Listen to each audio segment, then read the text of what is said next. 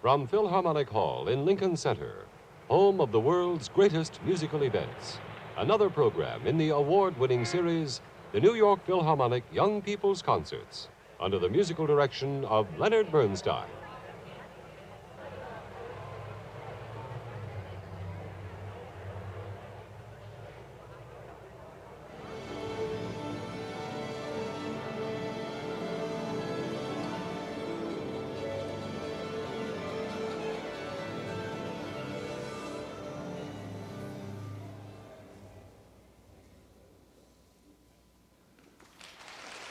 And here is Mr. Bernstein.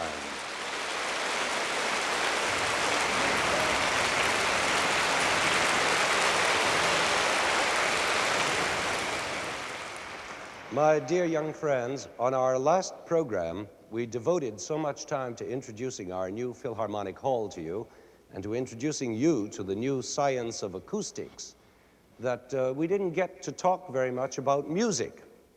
So today, we're going to make up for lost time and talk about the meat and potatoes of music, the main course, which is melody.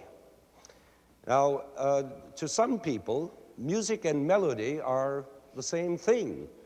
It's the whole meal, so to speak. When you think of music, you think of melody right away. And they're right in a way, because what is music anyway, except sounds that change and move along in time? And that's practically a definition of melody, too. A series of notes that move along in time, one after another. Well, if that's true, then it's almost impossible to write music that doesn't have melody in it. I mean, if a melody is simply one note coming after another, how can a composer avoid writing melodies if he just writes notes? He must write melodies all the time. For example, he writes one note, then he writes another. Well, that's already a sort of melody. It's a two-note melody, sort of. Then we add another note. Well, it's already a little more melodious, isn't it? But if he then adds a few more, oh, we've got Mendelssohn's Wedding March.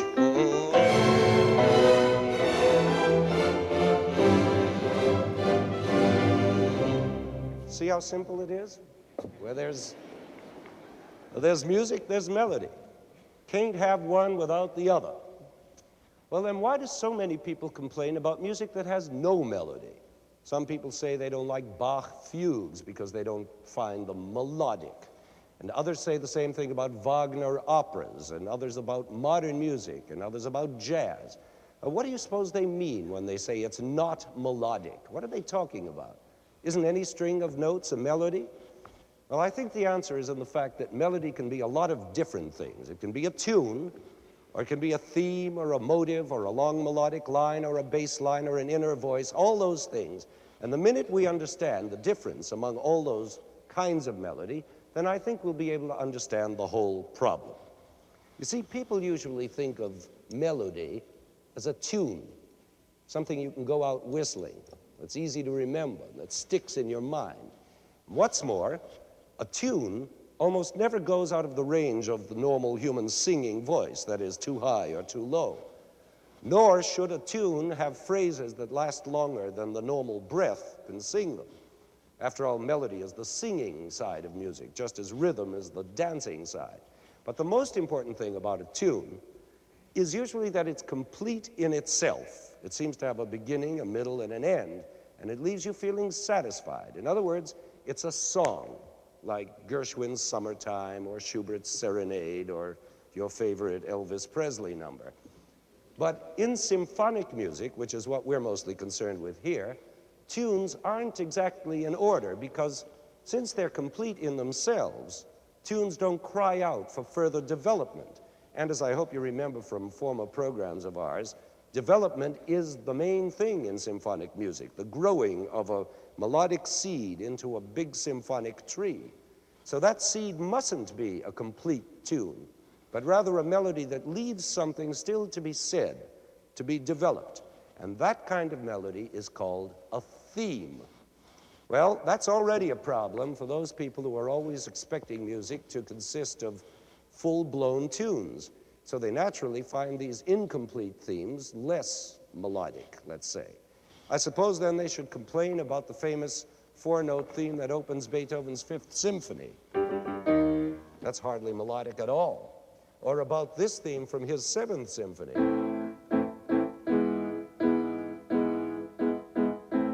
which is mostly harping on the same note.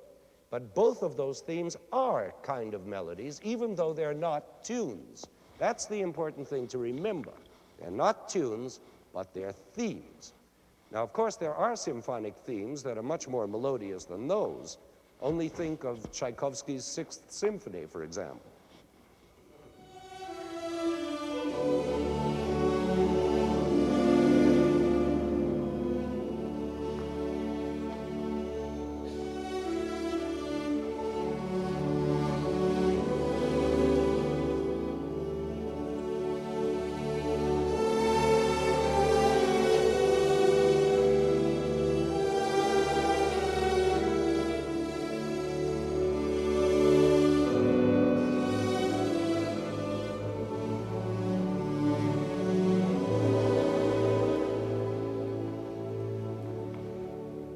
Now, that theme is practically a whole tune in itself.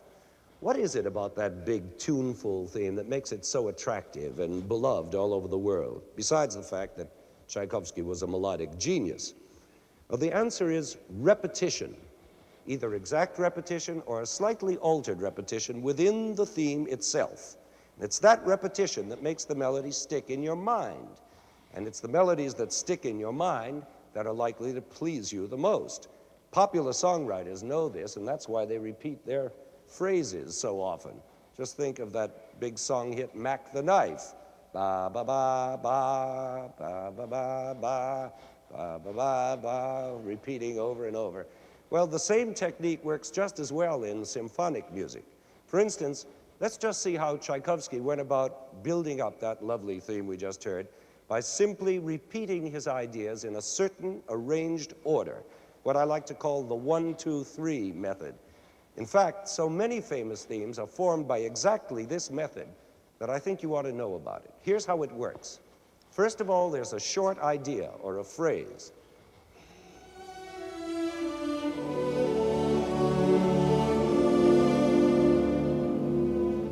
That's number one. Now, second, the same phrase is repeated, but with a small variation.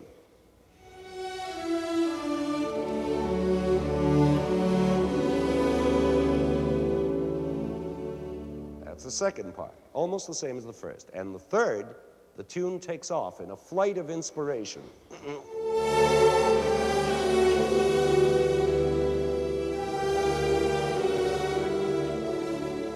And so on. That's the 1-2-3 method. It's like a three-stage rocket, or like the countdown in a race. On your mark, get set, go. Or in target practice, ready, aim, fire. Or in a movie studio, lights, camera, action. It's always the same, 1, 2, and then 3. And there are so many examples of this melodic technique, I almost don't know where to begin. But let's take, for one example, our good old standby, Beethoven's Fifth. Here, 1, on your mark. 2, get set. 3, go.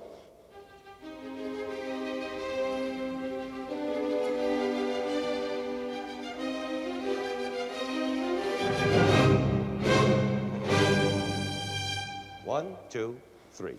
Or do you know that haunting theme in the César Franck Symphony? It's the same thing. First, there's a phrase.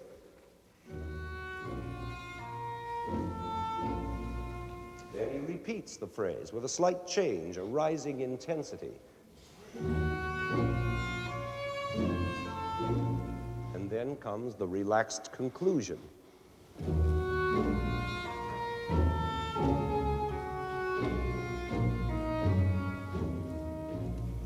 Or the same thing is true in Mozart's Hafner Symphony. It goes, ready, aim, fire,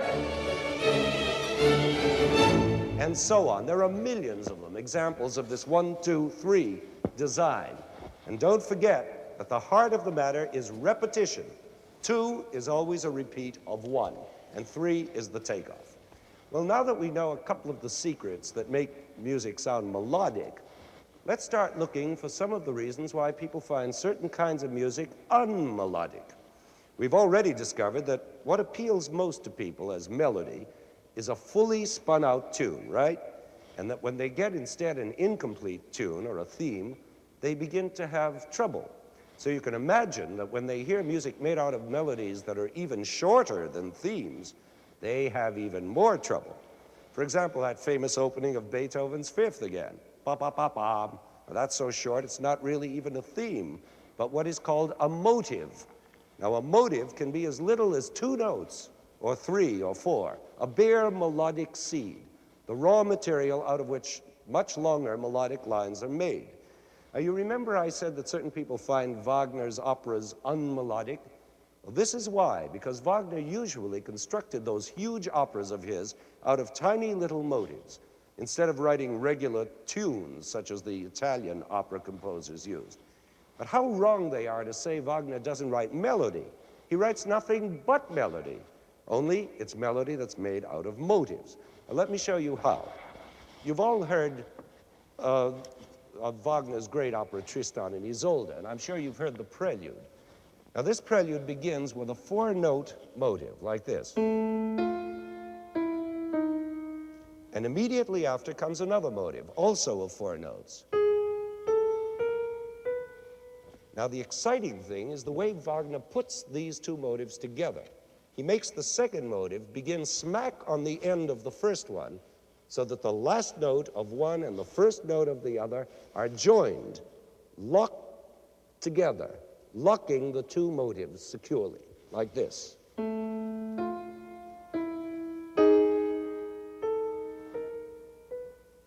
Now he adds some marvelous harmony underneath, and this is what you get, the beginning of Tristan and Isolde.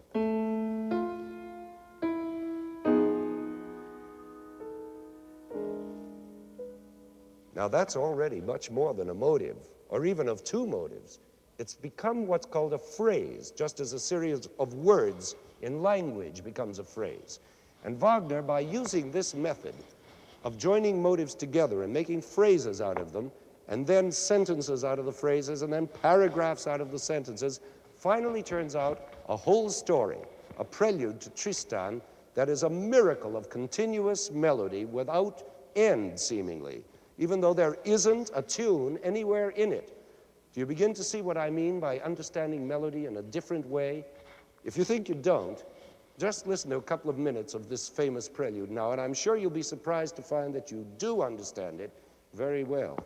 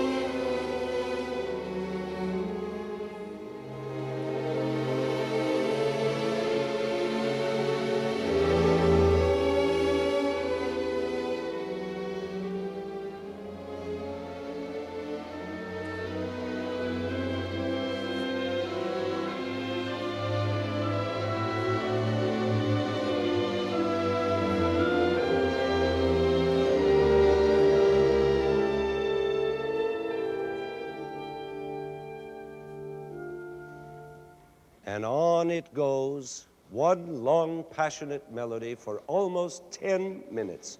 And that sure is a lot of melody for a composer who's supposed to be unmelodic. But you see, his melody grew out of little scraps, those motives we heard at the beginning. And that's where people make the mistake of thinking there's no melody in Wagner. Of course, what makes it even more difficult for people to recognize the melody is that frightening word counterpoint, which means, as you know, more than one melody going on at the same time. That really gets in people's way, but it shouldn't, because after all, the more melody, the better. And counterpoint can be terribly exciting. For example, in this same Tristan prelude, much later on, Wagner builds a hair-raising climax by using counterpoint in this way. The strings are pouring out their melody, climbing higher and higher, like this.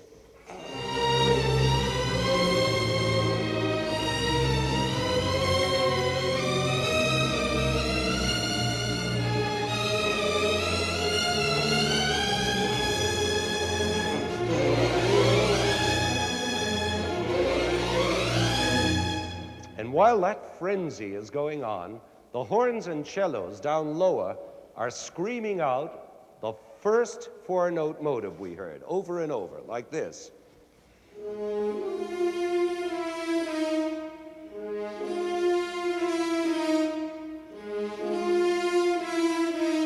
And that's not all. At the same time, the trumpet joins in with all his force, right in the middle, between the other two melodies, singing the second four-note motive, again and again, like this.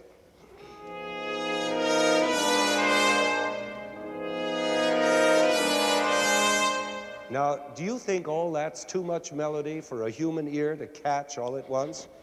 Well, just listen to it all together, and I'll bet you hear it all, every note.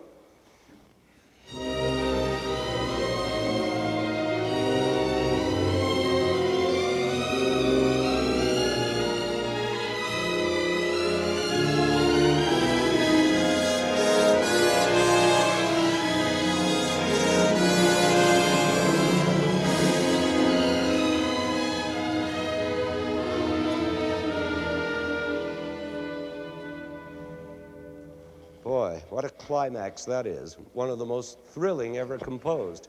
And yet, it's counterpoint, that frightening word that makes some people afraid to listen to Bach fugues or to Wagner operas.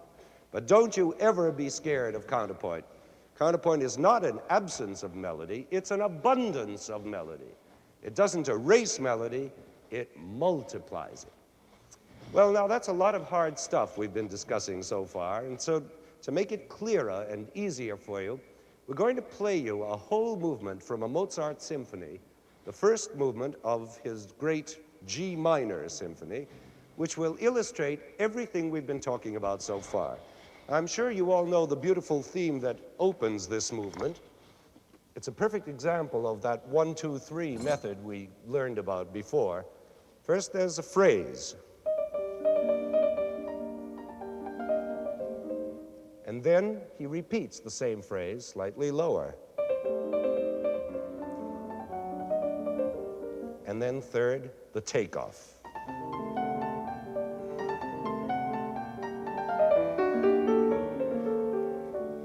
Now, certainly nobody will quarrel with that as being unmelodic. It has such a beautiful shape and arch, the way it goes up and down. And that's another important feature of good melody, its shape, the curve it makes, as it rises with tension and then sinks down in relaxation. And this Mozart theme is a perfectly shaped melody. I'm sure you'll all agree with that. But in the course of the movement, as the theme is being developed, you'll find all kinds of places that might be called unmelodic, or at least less melodic. But you're ready now to understand that even those places are melodic, as much as the opening theme is, if you just listen to them correctly. For instance, you'll notice that the very first two notes of the main theme, those two notes form a little motive by themselves, just as in Wagner. Remember that motive, because it's used all through the movement. Now, about halfway along in this movement, one part of the orchestra is playing with this motive this way.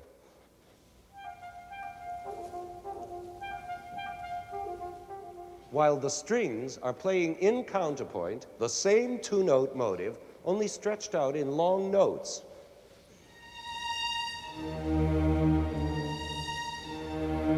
You see? So that together, it all makes this wonderful sound.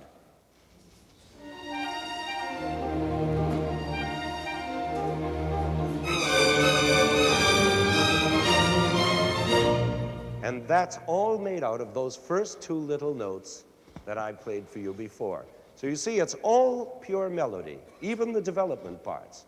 And the same is true of this seemingly unmelodic section.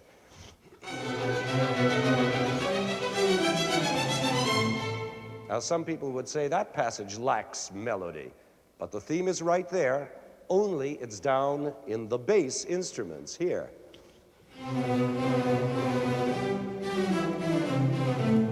While on top here, there's exciting counterpoint going on, the way it goes in a Bach fugue.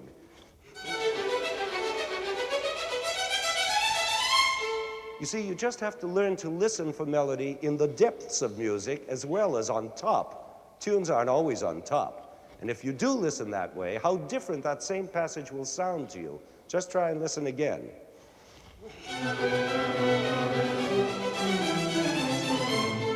You see? And what's even harder to hear is melody that's neither on top nor on the bottom, but in the middle, sort of like the middle of a sandwich. Now, here's one place in the movement you should be on the lookout for, where again that little two-note motive is being developed on top over motionless notes on the bottom, like this.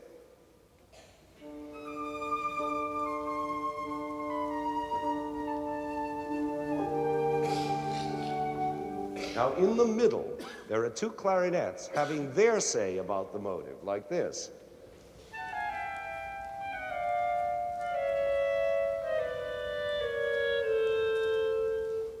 And they're so sweet and tender that it would be a shame if you missed them. It would be like having two pieces of dry bread with nothing in them. So now listen to the whole sandwich, top slice, bottom slice, and clarinet filling.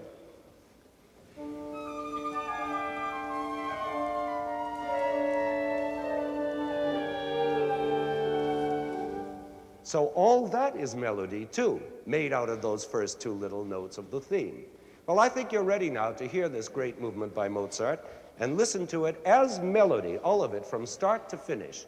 Not just the themes themselves, but the development of those themes and the motives as well, with all their counterpoint. It's all melody every moment.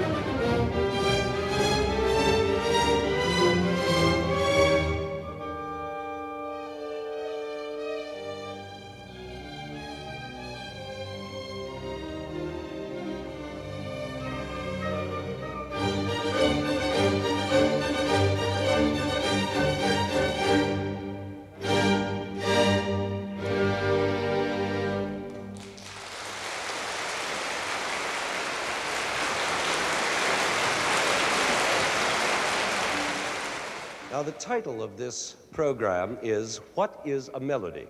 Well, what is it? Have we found out yet? Any series of notes, we said before, but that's not a very satisfying answer because some series of notes please us and others don't. So I guess the question ought to be, what makes an unmelody? Well, so far, we've discussed a few of the reasons why some people find certain kinds of music unmelodic, like melodies going against each other as in counterpoint, or a melody singing away down in the bass, not easily recognized, or buried in the middle of a sandwich, which is hard to find, or a melody constructed out of tiny motives, which is not exactly a tune. But the really important reason, and I think this is what I've been trying to get at all this time, is the question of what our ears expect. In other words, what we call taste. And that, in turn, depends on what our ears are used to hearing. For instance, we've seen today how important repetition is in making a melody easy to latch onto. Okay, but what happens when we hear melodies that don't repeat at all, that just weave on and on, always new?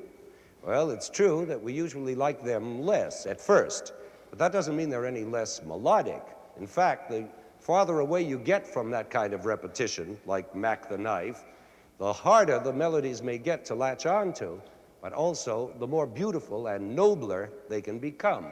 Some of the really greatest melodies ever written are of this kind, non-repeating long lines, only they're not necessarily the ones people go around whistling in the streets. I remember, for instance, so well the day my piano teacher brought me a new piece to study when I was 14 years old or so, which was Bach's Italian Concerto. And when I began to read the second movement with its long ornamental melody line, I simply couldn't understand it. It just seemed to wander around with no place to go. Do you know it? It goes like this.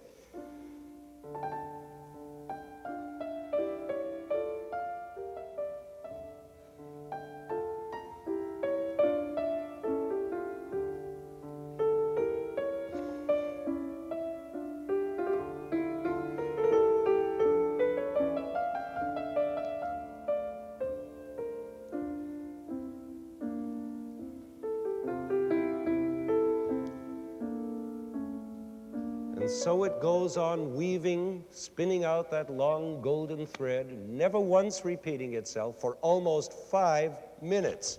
Do you find it wandering and aimless?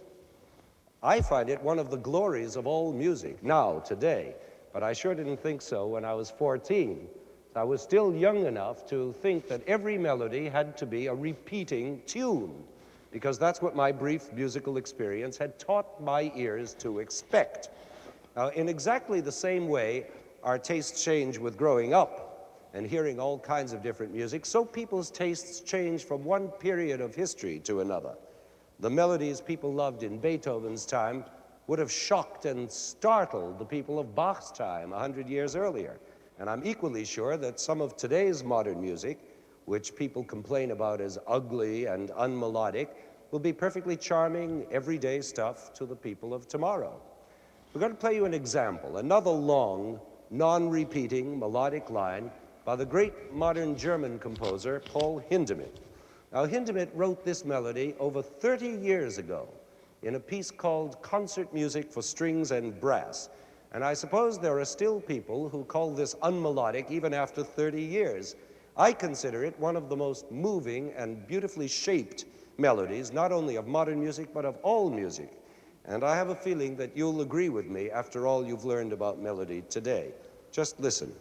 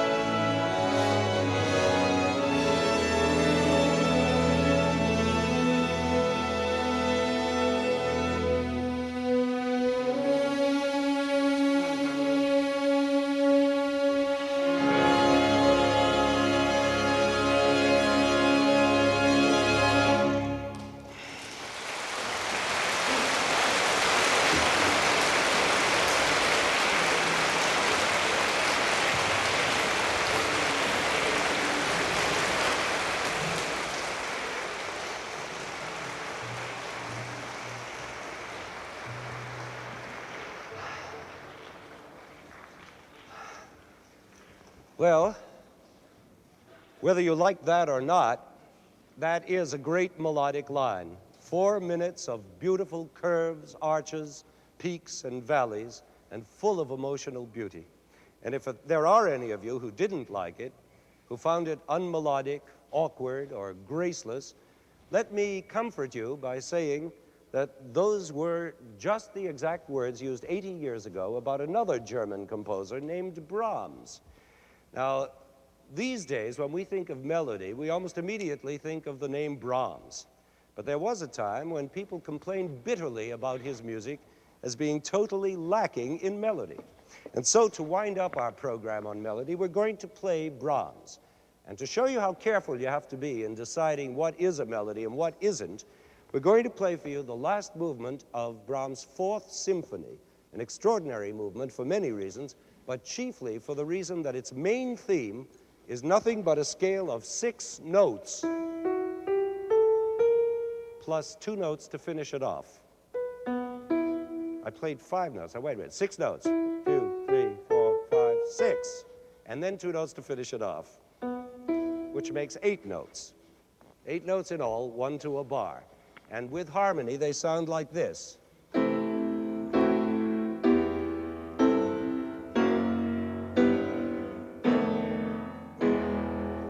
Now, following those 8 bars come 30 variations, each one also 8 bars long, and each one containing those same 8 simple notes, always in the same key. And that, plus a short wind-up at the end, is the whole movement. Now, that doesn't sound very promising in terms of melody, does it? A scale and a cadence. And yet, what Brahms gives us in this movement is a work of such glowing, fiery, melodic beauty that we are left at the end cheering. Now, how does he do it? In all the ways we talked about today: counterpoint, motives, repetitions, the theme in the bass, the theme in the middle, the 1-2-3 method, remember? But I'm not going to explain it any further to you because I think that by this time you're prepared to hear this so-called unmelodic work of Brahms as the magnificent outpouring of melody that it really is. And if you're still wondering what is melody, just listen to this movement and you'll realize that melody is exactly what a great composer wants it to be.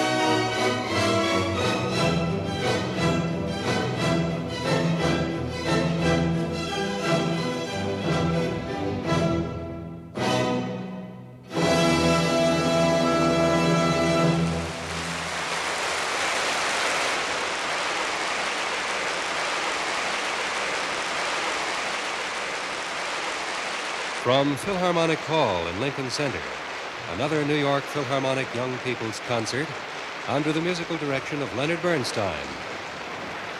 This concert, What is a Melody, featured the music of Wagner, Mozart, Hindemith, and Brahms. The preceding program was pre-recorded and was produced and directed by Roger Englander.